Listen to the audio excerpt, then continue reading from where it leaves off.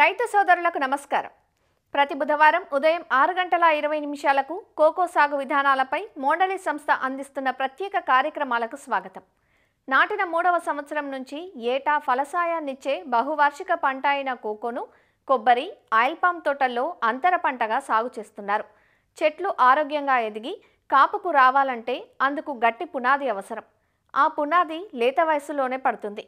మొదటి 3 సంవత్సరాలు మొక్కలు చక్కగా ఎదగాలంటే ఎరువులు, నీటి యాజమాన్యంతో పాటు సస్యరక్షణ యాజమాన్యం సరైన విధంగా చేపట్టాలి.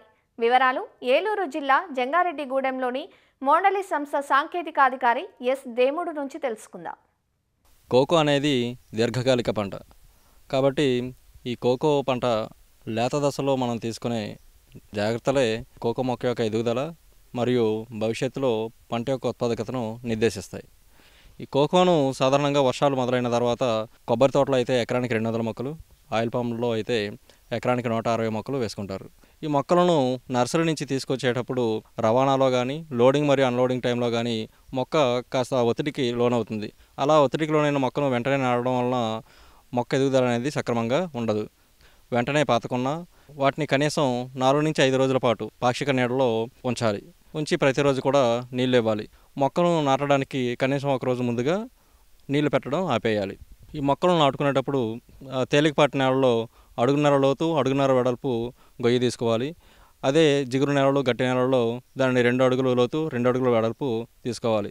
ఇలా గొయ్యి తీసుకునేటప్పుడు పై భాగంలో ఉన్న మట్టిని ఒకవైపు, అడుగు భాగంలో ఉన్న మట్టిని ఇంకోవైపు వేరువేరుగా వేసుకోవాలి.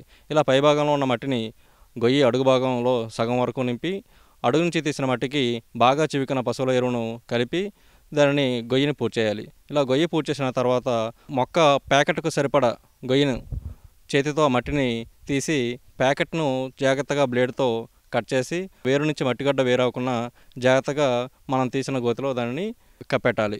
ఇలా కప్పెట్టేటప్పుడు దీని యొక్క ఆహారాన్ని పీల్చుకునే వేళ్ళు అనేవి పైనే ఉంటాయి కాబట్టి ఆ గొయ్యికి బాగా లోపలగా కాకుండా మరీ గొయ్యి పైన భూమి ఉపరితలం పైన కాకుండా ఆ నేలకి సమాంతరంగా ఆ వేలు ఉండేటట్లు మనం మొక్కని నాటుకోవాలి. ఇలా నాటుకున్న తర్వాత మొక్క పక్కన కరపలకు వచ్చి సపోర్ట్ ఇవ్వాలి.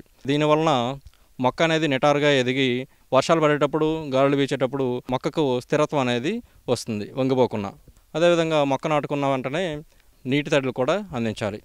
అయితే ఈ వేసవి కాలంలో ఈ మొక్కలకు డైరెక్ట్గా సన్లైట్ పడుతున్నట్లయితే వేసవి ఎండల నుంచి రక్షించడం కోసం అరటి లేదా బొప్పాయి, ఆ రెండూ కానట్లయితే జనుము లేకపోతే ఈ కొబ్బరి మట్టలతో కానీ తాత్కాలిక నీడను మనం కంపల్సరీగా మొక్కకు అందించాలి.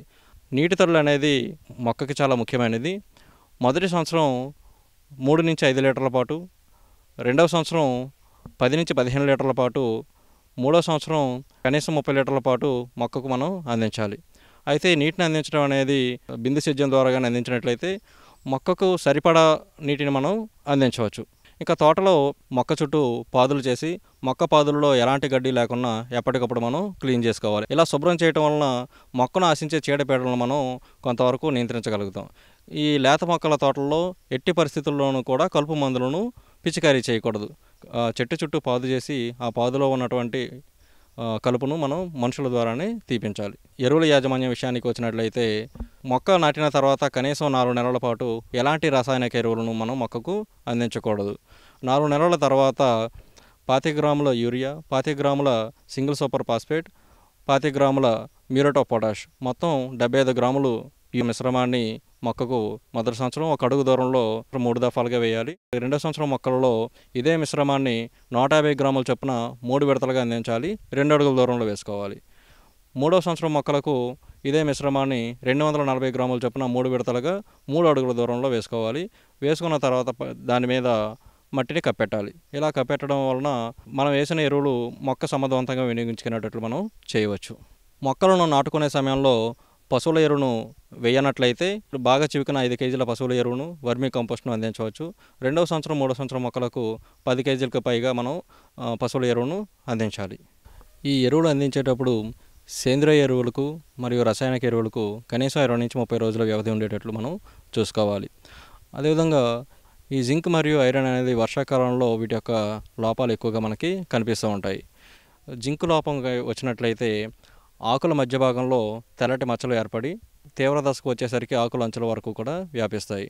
అదేవిధంగా ఆకులు సన్నగా మారి కొడవల ఆకారంలో మెలితిరిగి ఉంటాయి.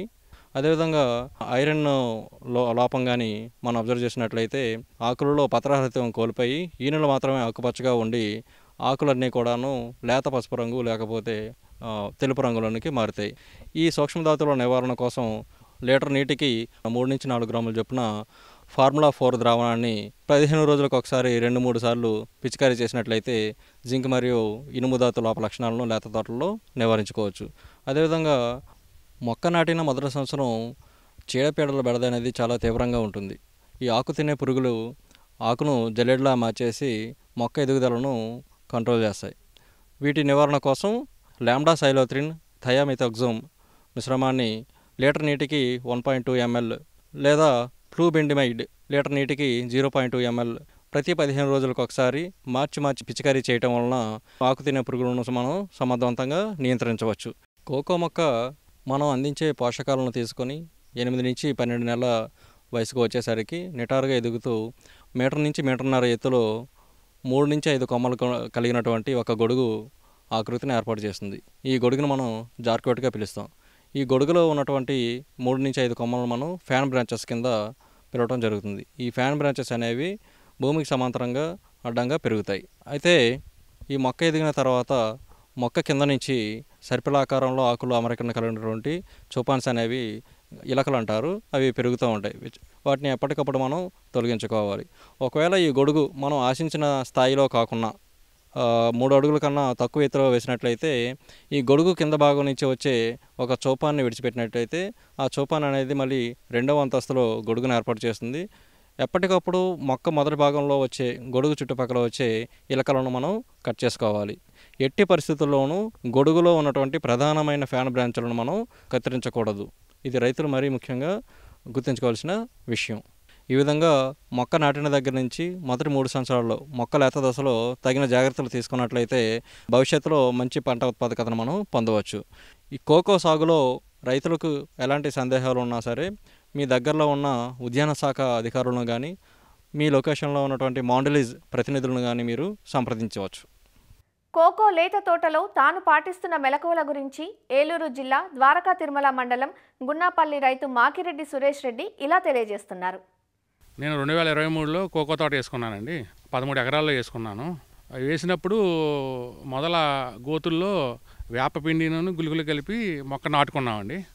3వ నెల నుంచి గడ్డి పట్టకోకుండా కలుపు నివారణ కోసం సస్యరక్షణ చర్యలు తీసుకునేవాళ్ళం. అయితే నేను గడ్డి మందులు పిచికారీ చేసేవాడిని కాదండి, చిన్న ట్రాక్టర్తో అంతర్కృషి చేసుకుంటూ ఉండేవాళ్ళం. మొదటి సంవత్సరం అంతర్సాగు కూడా చేసుకునేవాడిని, గుమ్మడి పొదలు అవి పెట్టేవాడిని. అవి కూడా దిగుబడి బాగానే వచ్చినాయండి. మొదట్లో మేము ఎరువులు కూడా డిఏపి వాడుకున్నాక ఫస్ట్ సారి, తర్వాత నుంచి 6వ నెల కాడి నుంచి సూపరు, పొటాషు, అమోనియా కలిపి వాడుకునేవాళ్ళం. ప్రతి 4 నెలలకు ఒకసారి దపదపాలుగా వేసుకునేవాళ్ళం అండి.